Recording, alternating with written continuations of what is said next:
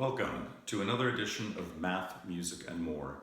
Today I want to do just a very quick video on something that I find very interesting because it's a perfect demonstration about how math is really not just something for people that want to study math purely or physics or engineers. It can be used in many other things as well. And that one example that I want to give you is the concept of synthetic division. And let me show you an example of exactly what I mean by this. Imagine for a moment we had the ratio x divided by 1 minus x. Now, if these were actual numbers and not variables, everybody knows how to simplify a fraction, or if it were something much more complex, we could use long division, something that we learn in something like second grade. But even here, we can turn this into something sort of similar to a long division problem. Let me show you how that works. Say 1 minus x, and here's the x. So then you have to ask yourself the question, how often does 1 minus x go into x? And you ask yourself, well, if I knew the answer to that, I could just write it down instantly. So that seems like a silly question, but don't do it that way. Don't jump to that conclusion. Instead, when you look at this expression right here, just look at the 1 and ask yourself, how many times does 1 go into x? Because if it's not a perfect fit, what do we always do in long division?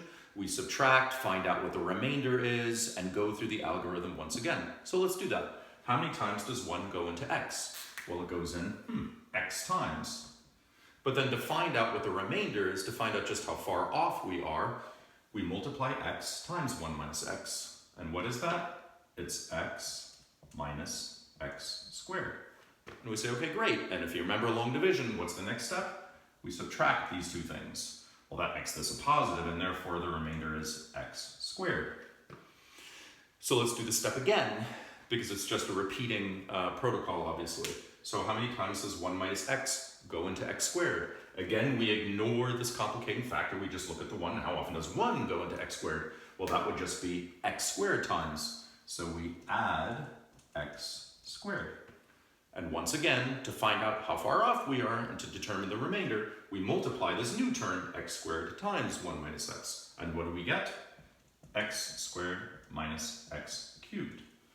And once again, to determine the remainder, we subtract all this, leaving a plus x squared down here. Do you all see the pattern that's emerging here? How often does this go into that? X cubed. I'm going to do a little quicker now. X cubed minus x to the fourth. What's left? X to the fourth. How often does 1 go into x to the fourth? Plus x to the fourth plus ...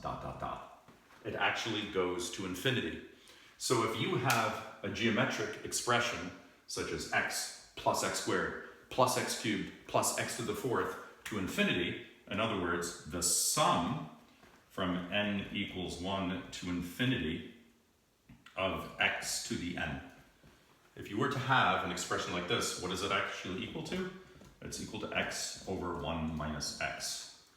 So hopefully you all followed that. It's pretty cool. And you might ask yourselves, well, so what? You just showed us something interesting. It actually plays a critical role in a lot of financial calculations. If you ever are considering going into venture capital or private equity or becoming an investment banker or anything like that, you got to just spit out present value factors and be able to do NPVs. And instead of just depending on formulas, it's good if you know exactly how to derive these things. And why, as a perfect example, twice I've gone in to buy cars, and both times, at the times when I was actually financing, the people just actually quoted the wrong monthly payment. And it's very simple to calculate it on your own.